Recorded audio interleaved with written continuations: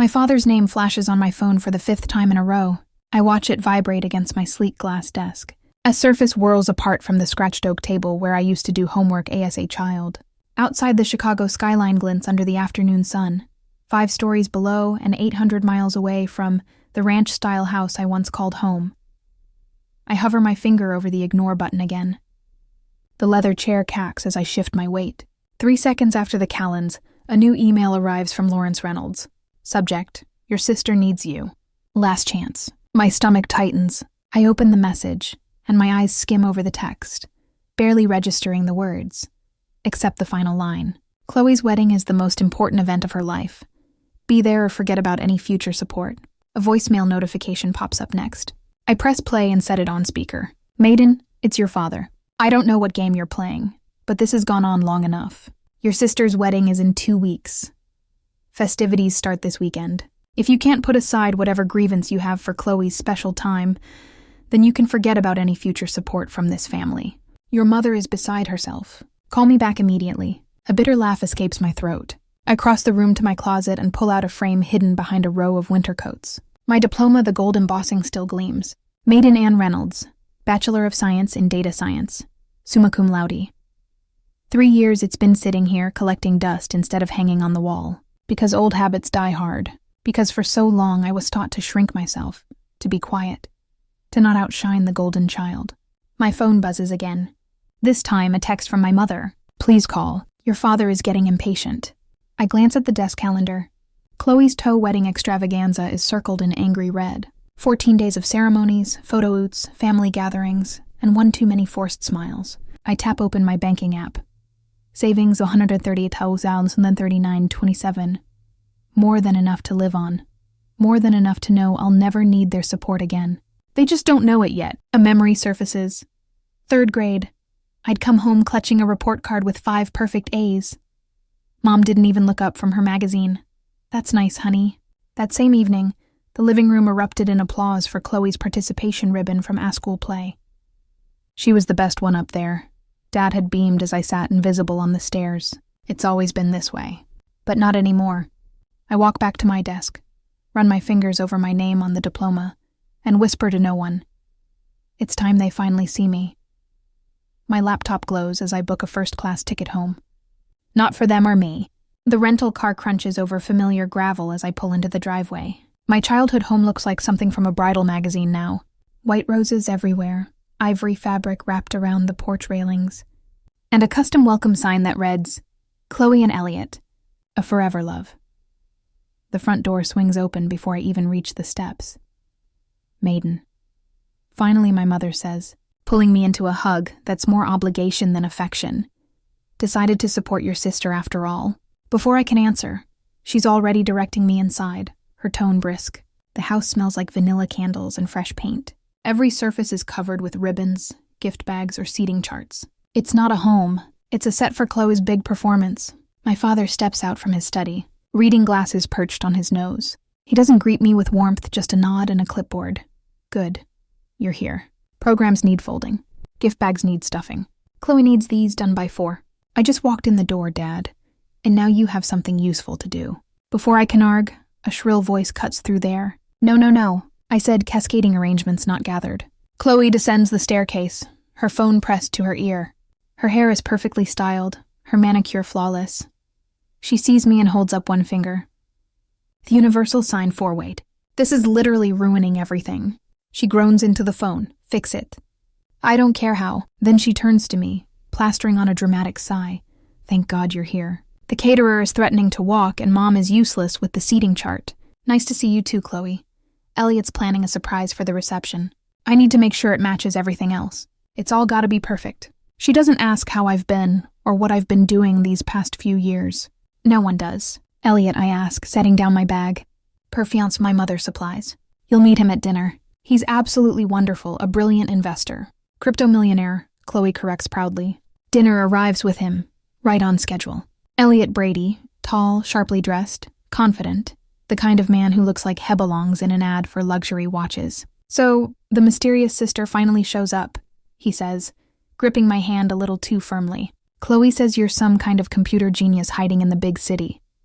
I'm a product analyst, I reply. Neutral. Sounds intense. He winks. I've got friends developing an AI trading platform. Revolutionary stuff. We should talk shop sometime. During dinner, Elliot dominates the conversation. Crypto this, investment that, exclusive opportunities only available through his network. My father listens enthralled. So which exchanges do you use? I ask casually. Elliot's smile freezes for half a second. Oh, a mix. Mostly private platforms, exclusive access through my team. And your company's based where? We're decentralized. The beauty of blockchain. My mother shifts uncomfortably. My father shoots me a warning look. Maiden, not everyone wants to talk business over dinner. As I'm not here for dinner, I'm here because something doesn't add up, and I've spent my whole life watching from the sidelines. Not this time. Later that night, while everyone else fusses over floral placements and signature cocktail names, I slip into my father's study under the pretense of searching for wedding programs. The room is demand quiet, its mahogany shelves still lined with the same outdated business books from my childhood. What catches my eye, however, is a folder sitting half-hidden beneath a stack of catalogs. I slide it out. Refinancing paperwork. The property I grew up in almost entirely paid off for years, now burdened with a fresh mortgage dated just 3 weeks ago. I flip through the pages, the numbers sharp and unforgiving $15,000 cents withdrawn. Investment capital written in scrolled ink, co-signed by my father. My pulse picks up. The same man who once argued with me over a $75 calculator for school has now taken out a second mortgage on the family home for Elliot. Voices float in from the dining room. Lawrence, are you sure about this second mortgage? My mother's voice wavers. That's everything for my inheritance, too. She adds softly. Elliot has guaranteed 20% returns minimum. My father replies too quickly. You wouldn't understand investments like these. This is how real wealth is built. I lean back against the wall, my mind already piecing together the risk variables, the promises, the vagueness, the overconfidence. It's textbook fraud, the kind I warn clients about at work. And now it's sitting in my parents' home, wearing a designer blazer and sipping red wine. The next morning, I find myself outside with Aunt Helen, pretending to admire the flower arrangements in the garden. You see it too, don't you? I ask quietly. She doesn't look at me, but her voice is low and steady. Mr. Wilson down the street lost $30,000 to an exclusive investment opportunity last year. Sounded awfully familiar when I heard Elliot talk. I nod.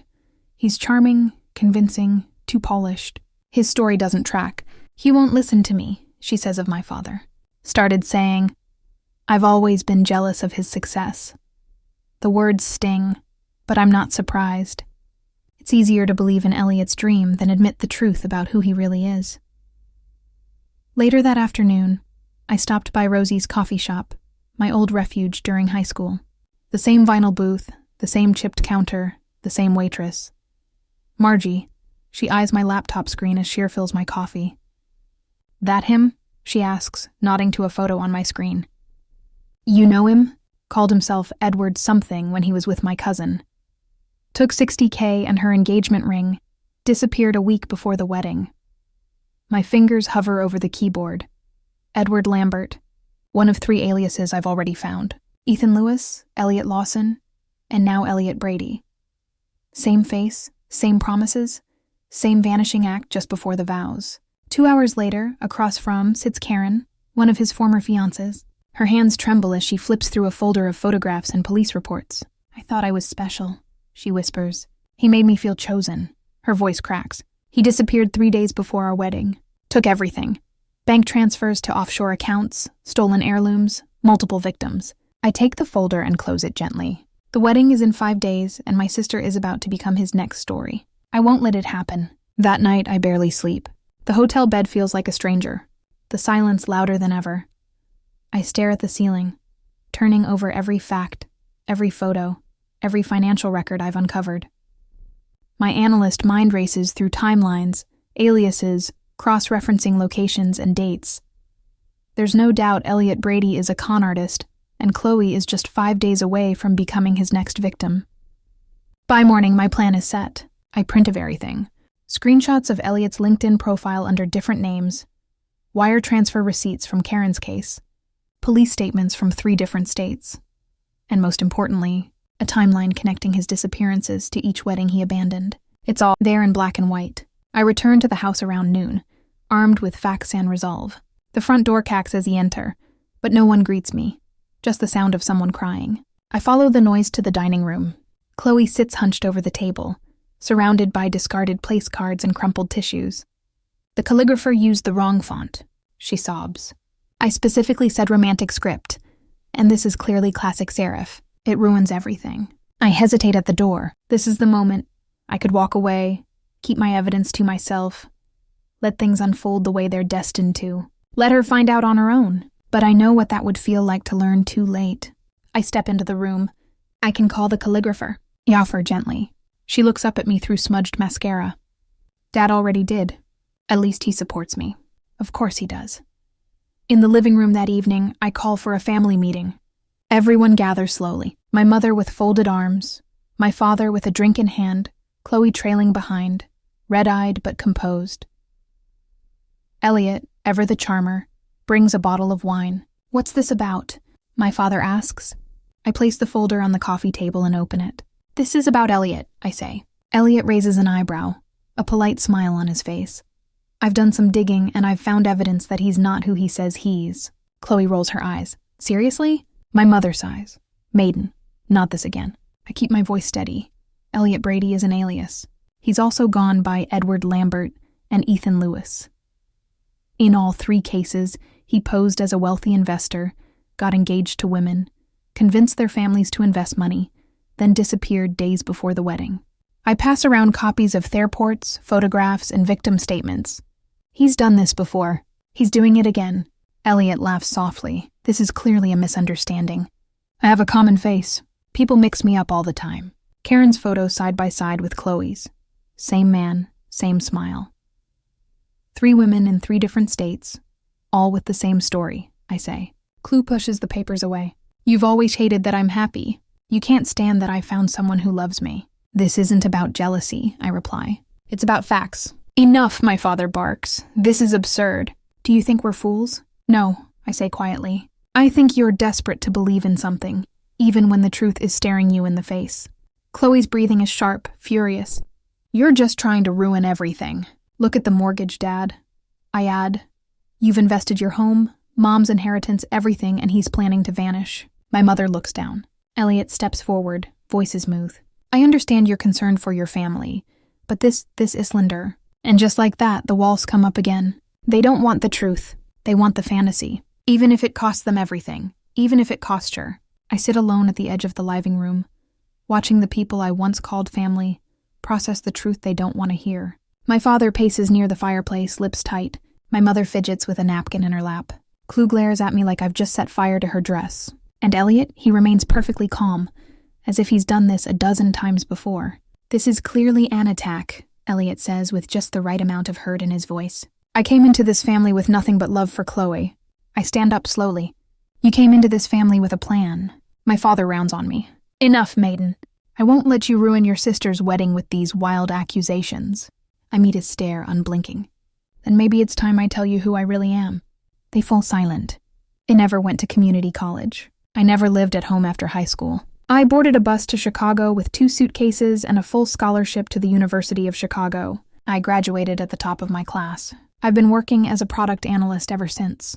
I pull out my company ID and place it on the coffee table. 6 figures, full benefits. I've been living my life quietly, successfully. While you all thought I was some dropout freeloading in the suburbs, my mother's mouth opens and closes. That can't be true. Call my office. Look up my LinkedIn. I've been someone else entirely while you were too busy polishing Chloe's participation trophies. Chloe scoffs. So what? You're bitter because I got the attention and now you want to humiliate me? No. I say I want to save you by ambushing my fiancé with ancient photos and stories from strangers by showing you what he really is. Chloe throws the papers off that bowl. I don't care even if it were true. He's changed. He loves me. He loves your family's money. I say voice low. The second mortgage, the investments, the inheritance. He's not staying past Saturday. Chloe's face twists with rage and heartbreak. You're just jealous. The word hits like a slap, jealous. For years, I tried to be seen. For years, I waited for a sliver of the praise they gave her for just existing. But not anymore.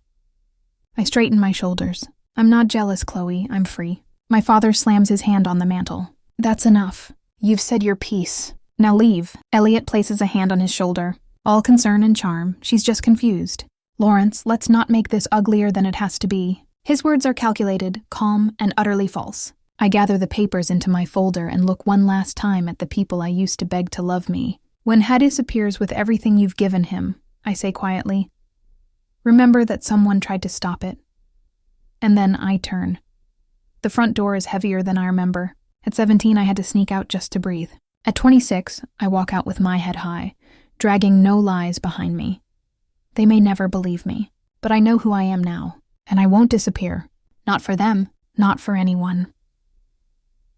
I spend the next morning at Rosie's again, sipping black coffee in the same corner booth where I once studied for my AP calculus exam. Outside the window, the same rusted stop sign, the same crack in the sidewalk. But everything feels different now because I am different. I scroll through my laptop, eyes fixed on an open tab, a fraud alert form. I hesitate, then click submit. My phone buzzes. A message from Aunt Helen. He left. 2 days before the wedding. Chloe's inconsolable. Your dad won't talk. ... I closed my eyes. He did it again. I warned them, and still have vanished with their money, their trust, and their pride. Just like he had with the women before Chloe. Just like I said he would. But unlike them, I didn't disappear. This time, I told the truth. This time, I stood in the storm and refused to flinch. 2 days later, I receive a second text from Chloe. I'm sorry. 2 words. No punctuation, no excuses. But maybe a start. I don't reply. Not yet. Back in Chicago, I hang my diploma on the wall for the first time. Frame polished, centered, visible. I call it closure. I call it airminder. I call it mine. Later, I write the final lines in a journal I haven't opened in years. Sometimes the ones who should have seen you never do. Sometimes being invisible teaches you how to become undeniable. Have you ever stood alone in a room full of people you once loved, speaking a truth no one wanted to hear? Have you ever been the only one to see the danger and still chosen to speak even when it cost you everything? If this story speaks to you, if you've ever walked away, not because you wanted to, but because you had